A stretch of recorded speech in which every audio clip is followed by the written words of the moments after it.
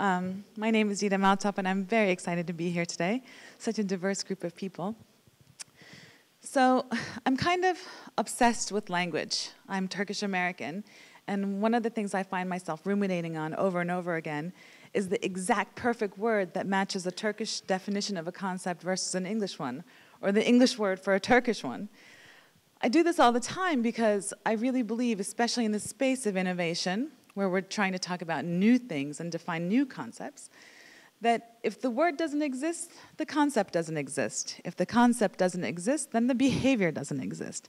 And it's kind of a trickle-down effect. So fortunately, I do speak Turkish pretty fluently, but this gives me an excuse to make up a lot of Turkish words because some of the words don't exist in the work that we're doing. But for today's speech, too, I did go back to definitions. And the theme of innovation and art for peace, I said, let me get my head around this really clearly. So at a most fundamental level, what is innovation? What is art? And what do we mean by peace? So you've heard it, I've heard it as a common thread between almost everybody's speeches or talks, that innovation is really a better and different way of doing something. It's not an improvement. It's not about a marginal improvement. It's about a completely different way of doing something, which unto itself sounds pretty challenging. And art, you could write a Wikipedia just for art probably. The definitions for art are so broad. But at its essence, essentially, art is about an aesthetic value, whether you like it or not doesn't matter, that reflects something, it communicates something outward, and it evokes a response. So art is a two-way dialogue. And then peace. Peace obviously implies freedom. It means inner harmony. You can take it at the micro level. You could take it at the mega level. But at the end of the day, it's about people or groups of people getting along, maybe the absence of conflict. So stemming from here, I was thinking, well, how can I apply this to what I know best, which is entrepreneurship? And I kind of was confronted with the entrepreneur's dilemma. The words that we use in entrepreneurship when we're consulting our entrepreneurs or mentoring them is, what are your barriers to entry and how are you going to overcome them? And is this a disruptive technology? And you're challenging the status quo. What problem are you trying to solve? How are you changing it differently? These things, none of them are harmonious. They all imply that entrepreneurship is actually disrupting the status quo. Unto itself, it's not a very peaceful process, but it leads to a better world, interestingly. Here's the entrepreneur's path to peace. Check out the words. So when an entrepreneur starts, they're very excited. They have an idea. They have a vision. And they're very passionate about it. And as in their passion, this is when they're recruiting partners, when they're recruiting employees, when they're recruiting suppliers or maybe investors. This is where passion comes in. But very quickly, whether they've written a business plan or not, the minute that they start trying to implement their idea, they realize that they're working on a bunch of assumptions in an unknown environment. Because remember, they're innovating. They're doing something completely differently that hasn't been done before. So what happens is the first moment that they step out and they're trying to implement is they realize that most of their assumptions don't hold true. And they get stuck in these up and down valleys. Let's see if I can make this work. In these up and down valleys, where they're in a state of exploration, not necessarily execution or implementation. This is a state of exploration. And they're exploring the way, keeping their eye on their mission, so it's like pivoting, just like in basketball, one foot on their mission, but they're searching for different ways to be able to create their business models. Then, at some point, if the pain here hasn't been too painful, and this process hasn't taken too long, at some point they actually have a product or a solution or a business model that they can now share with the community at large, the community that they want to improve. But now they have to be patient. There's a lot of pain here, so it depends on what's happening in terms of whether or not they have imploded or not. But here is when they need customers, and this is where the customers start coming in. And finally, you have one customer, you have two customers, you have three customers. Now you have 300 and 3,000. This is where things start getting a little bit promising. And what's actually happening is They've disrupted the status quo. They've introduced something new. Now they have a new status quo or a new equilibrium. And this happens, I think the cycle of innovation happens when every time we challenge the status quo, we disrupt it. It actually ruins the peace a little bit, but then it creates a new kind of peace, a new kind of equilibrium. So maybe the reality is that we can't have peace without innovation and art, because you can't have peace and progress. They have to come together, or there's some symbiotic relationship between them. So on the one hand, I help entrepreneurs, but on the other hand, I am an entrepreneur. I'm a social entrepreneur working with Endeavor.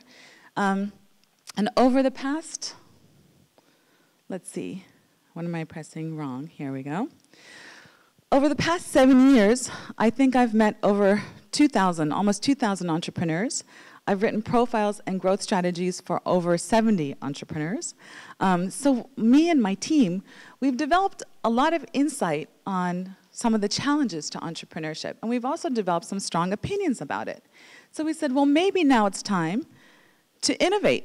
What can we innovate about? Maybe it's time to innovate on entrepreneurship education. Can we share what we've learned over the 7 years to make a bigger impact, to reach a broader audience? And the topic that we came up with is that, yes, up until now we've been teaching entrepreneurship, which is a challenge unto itself. Can you teach someone to be an artist, or can you teach them about artistry? Can you teach someone about to be a musician, or can you teach them about music? And our premise is that you can teach people about entrepreneurship, but you can't teach them to be an entrepreneur. But what you can do is unleash their potential. And unleashing their potential is very different from just teaching. So this is our new kind of innovation, and I know for a fact that we're going to go through that whole cycle of ups and downs and exploration and pain and process, but we're kind of excited about it. Because sometimes when you know what the road ahead is and when you know what kind of challenges you're going to face, if you embrace them with love, as you were saying, it actually becomes a labor of love. And you know it, and it's not just like childbirth obviously can't be that peaceful. There's also some beauty to it that's very, very spiritual. So what are we going to do with entrepreneurship education? We want to flip the classroom. Why? Because now, today, technology exists. It's a whole different status quo. Within this new status quo, if we're not leveraging it to try new things, to do it in a different way, in a better way, then we're missing the mark, actually. And this is what the previous speaker was talking about as well. We have new tools available to us at any given point in time. How do we incorporate them into our lives and use them and apply them is where all the fun is.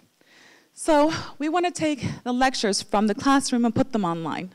Let the students actually do the self-study, the informational part of it. Let them do that online and self-study. Let's turn the activities into applied learning environments where they're doing activities in class. Let's take the teacher, who's typically the one on center stage who's delivering information, and change their role into the role of being a guide. And let's put the learner on center stage, being the one who's actually performing and experiencing an attitude shift, actually. So the hypothesis then becomes that actually we do not learn from experience. We learn from reflecting on experience. And I think that's what makes these TED Talks so exciting, is all of us are given this opportunity to talk, to reflect upon what we're doing. But in our case, what we're trying to say, or what we want to propose, is that case studies can give information, students can do role-playing, and then they can reflect upon their experience to convert that into knowledge. And what does converting something into knowledge mean? It actually means that you're unleashing potential through the development of self-esteem, self-confidence, and kind of self-knowledge or self-awareness. So the entrepreneur's path to peace. I shared this with you before.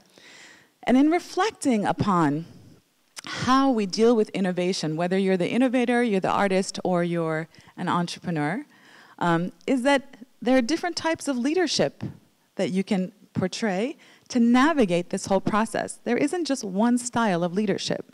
And I think that the more aware you become about what situation you're in, it helps you navigate and overcome some of these challenges more easily. So for example, when you're in the passionate mode, your leadership style is one of inspiration. You're the inspirational leader. Very quickly, as you start implementing your business model or exploring your business model, and you're in that panic and perplexion mode, and your team members are wondering what we're going to do next and how we're going to get out of it, at that point, you actually need to adopt a more directive personality or a more directive leadership style. And then when you're in the pain and patience mode, you become a more supportive. You act as more of a mentor or a coach. And then finally, when you're in the promise mode, you become participative. And what happens is, if you have a team who's now ready to go and step on the gas pedal and move, they're the ones who are on the field, and they're the ones who witness the opportunities for improvement. If you have a talented team, and if you're not listening to your team, and you continue to be directive, let's say, instead of participative, then you're going to end up losing team members because you're not respecting them for their insights. But on the contrary, if you're in that confusing mode, and you're asking everybody for their opinion on what to do, they're going to lose confidence in you for not being able to guide them out of that tricky space.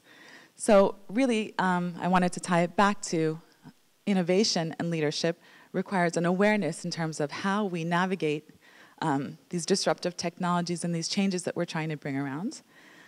And last but not least, I did write you a poem. Innovation and art are not for the faint of heart, but a mindful approach makes it pleasing. The end result is often different from the start, and an arduous journey is par for the healing. Thank you very much.